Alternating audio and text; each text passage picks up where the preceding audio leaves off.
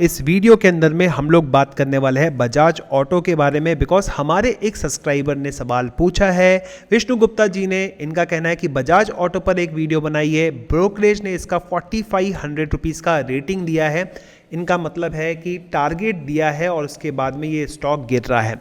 तो सबसे पहले मार्केट गिर रहा है, ये इसके बारे में तो आपको अच्छी तरह से पता है कि मार्केट गिर रहा है। निफ्टी, बैंक निफ्टी, काफ़ी सेक्टर्स के अंदर में काफ़ी ज़्यादा बिकवाली हो रही है। सबसे बड़ा रीज़न एफआईआईज़ यहाँ पर जो है प्रॉफिट बुक कर रही है, अपनी माल बेच के निकल रही है और पैसा जो है सेफ जगह पर इन्वेस्ट करेगी, बिकॉज ऑलरेडी मार्केट ओवरबॉट है, वैल्यूएशन स्ट्रेच हो चुके थे।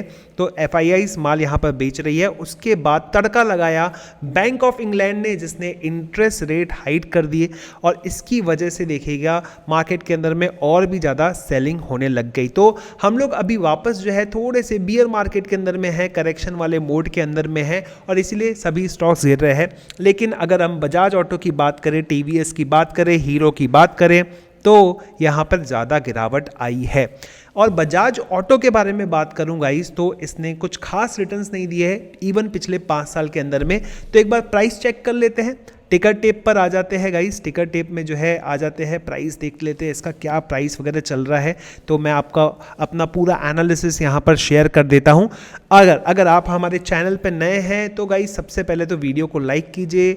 यूट्यूब एल्गोरिथम को पता चलता है कि यस वीडियो का कंटेंट अच्छा है। चैनल को सब्सक्राइब कीजिए एंड अपने फ्रेंड्स के साथ में आप वीडियो को ज़रूर शेयर कीजिए। तो चलिए देखते हैं यहाँ पर इसका हम लोगों को अगर डेली चार्ट देखते हैं तो यहाँ पिछले ट्रेडिंग सेशन के अंदर में निगेटिव रिटर्न है। वीकली बेसिस पर देखते हैं तो यहाँ पे 4% से ज़्यादा का फॉल है। मंथली बेसिस पर भी आपको 11% के करीब का निगेटिव रिटर्न है। एक साल के अंदर में भी 5% का निगेटिव रिटर्न आपको दिख रहा है। एंड अगर आप देखेंगे 5 साल में तो इसने कुछ खास रिटर्न्स नहीं दिए हैं, 20% रिटर्न दिया है, सिर्फ 20% रिटर्न दिया है। तो ये जो रिटर्न है ये बहुत ज़्यादा अच्छा हमको कंसिडर नहीं करना चाहिए। हालांकि अगर हम लोग यहाँ पर देखते हैं इंट्रिंसिक वैल्यू की, तो यहाँ पर इंडिकेशन हमको ये मिल रहा है कि बॉस इंट्रिंसिक वैल्यू इस पर्टिकुलर स्टॉक की करंट मार्केट प्राइस से ज़्यादा है। तो ऐसे केस के अंदर में ये एक अट्रैक्टिव वैल्यूएशन हो जाता है एंड इसलिए आप देखेंगे अट्रैक्टिव वैल्यूएशन की वजह से एक एंट्री पॉइंट जो है अच्छा इंडिकेट किया है। तो हम लोग देख लेंगे टेक्निकली भी एक अच्छा एंट्री पॉइंट बनता है कि नहीं बनता है, लेकिन इसके अलावा जितने भी दूसरे पॉइंट्स हैं उसको एक बार जो है देख लेने में कोई बुराई नहीं है। तो देखिए दोस्तों इसके दूसरे पॉइंट्स क्या है। तो सबसे पहले अगर आप इसके पीई रेशियो की बात करेंगे तो इट्स 19, यानी कि यहाँ पे सस्ता दिखता है। डिविडेंड यील्ड बहुत ही अट्रैक्टिव है, 20% अगर आपको रिटर्न मिलता है 5 साल में तो हर साल आपको 4-4.5% का डिविडेंड भी मिल रहा है।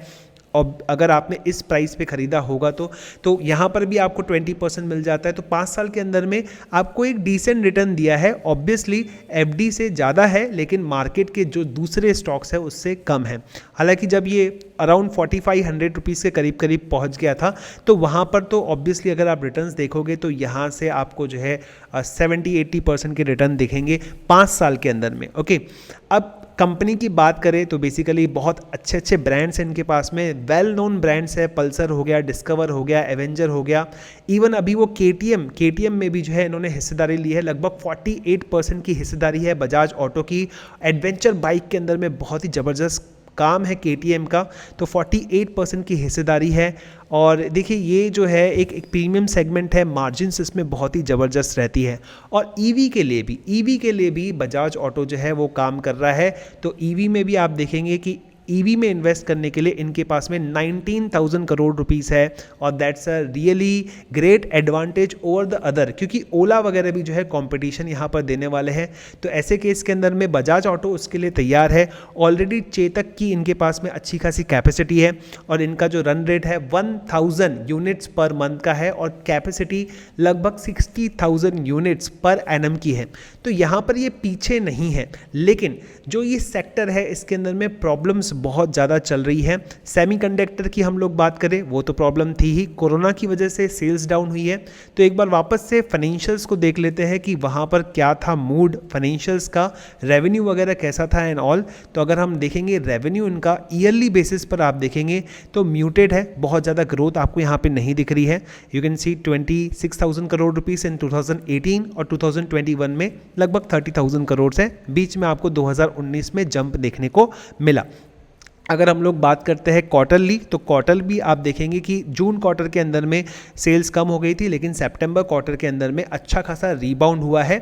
एंड उम्मीद करते हैं कि जो नेक्स्ट क्वार्टर है, जो दिसंबर का क्वार्टर है, वहाँ पर अच्छा खासा हमको रेवेन्यू फ्रंट पे जो है प्रॉफिट देखने को मिले, एंड रेवेन्यू फ्रंट पे जो है हमको गेन देखने को मिले, एंड इनकम टर्म्स से नेट प्रॉफिट की टर्म्स में गेन देखने को मिले। हालांकि 2000 करोड़ रुपए की यहाँ पर जो नेट प्रॉफिट दिखाई गई है क्वार्टर वाइज, ये भी बहुत बढ़िया है।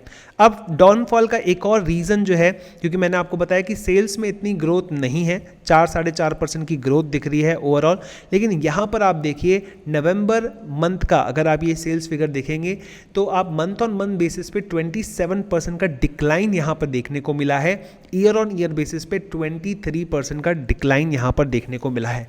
तो एक बात तो यहाँ पर साफ हो जाती है कि बिजनेस मोमेंटम नहीं है, और बिजनेस मोमेंटम जो है वो प्राइस को सपोर्ट नहीं कर रहा है। हालांकि प्रॉफिटेबिलिटी काफ़ी अच्छी है गाइस, कैश जनरेशन बहुत ही ज़बरदस्त है, कंपनी के पास फ्यूचर प्लान्स भी है, काफ़ी अच्छे प्रोडक्ट्स भी है।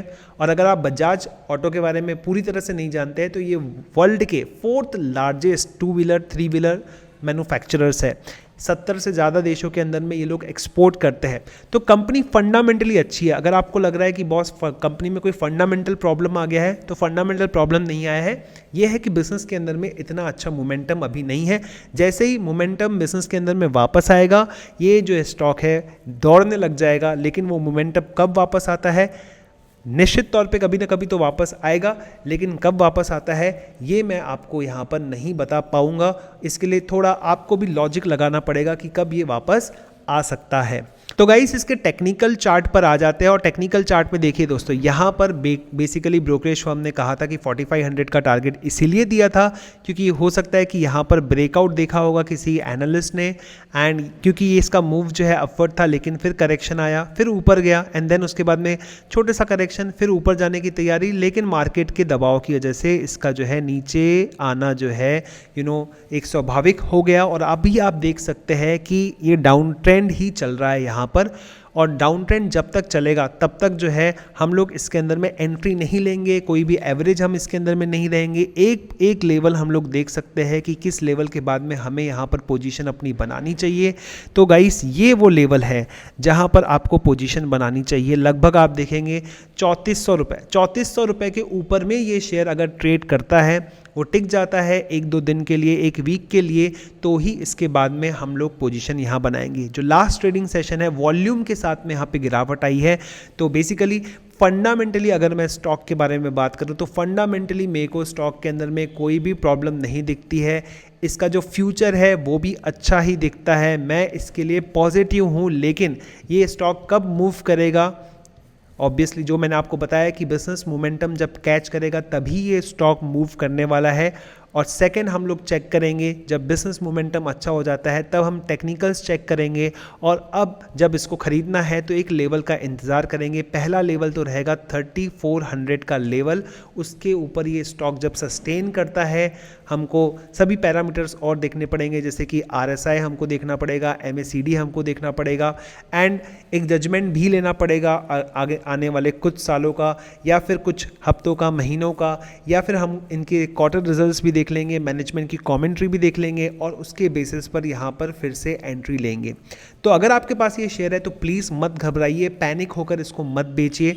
और ये मेरे व्यूज़ है, आपको भी अपनी स्टडी करनी है, इसके ऊपर में अपना व्यू बनाना है। किसी भी यूट्यूब वीडियो के बेसिस पर आप जजमेंट मत लीजिए, आप अलग अलग सोर्सेस रेफ़र कर सकते हैं।